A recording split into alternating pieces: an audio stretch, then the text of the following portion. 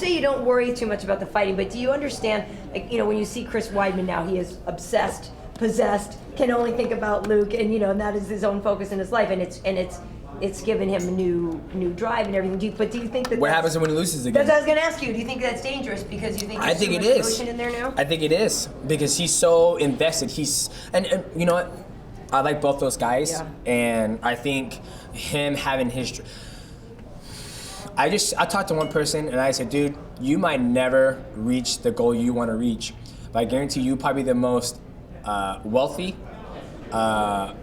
financially stable dude out of everybody.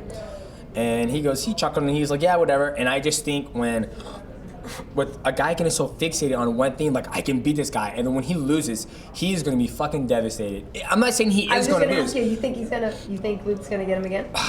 I love my boy Luke. Luke is a specimen, a man who can.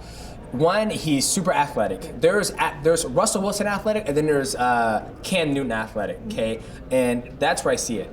And nothing against Chris Weidman, but if I'm like, Chris Weidman, here's a skateboard, or Chris Weidman basketball, you know what I mean? Like if you throw me a basketball, I'm like, what's good, homie? What's good, dog? I'll take it to the hole and I'll get it, If you have me water ski, kneeboard. I can kneeboard. If I need to wakeboard, I can do it. I'm super athletic to where you give, when I see Chris Weidman, or not Chris Weidman, when I see Luke Rockhold, this motherfucker's surfing. Yeah. And then he's also skateboarding, and he's doing tricks on a skateboard. Mm-hmm. And then I see what he does in the gym with the high kicks, and his combos are good, he's moving, and he's a big athletic dude. I think, it's a different kind of. It's just different. Not taking anything away from Chris. I think it's gonna be a sick fight. That's why I told UFC, I was like, I want to come to this fight. Like, I want to come to UFC 189 because I want to see this fight again because there's two great athletes.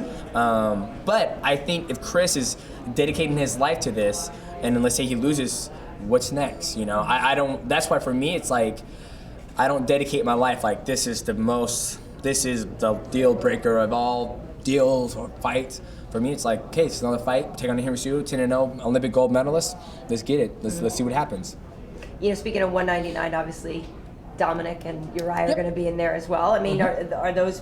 Is that a fight you watch closely? Because maybe one day you could have a super fight. Maybe one day, but I'm not gonna watch. I'm gonna watch it closely as a fan perspective, not as a competitor. To where it's like I know what Dom brings. I fought him before. I mean, you can watch as much as you want, but nothing's gonna give you that exact feel to where you get in there.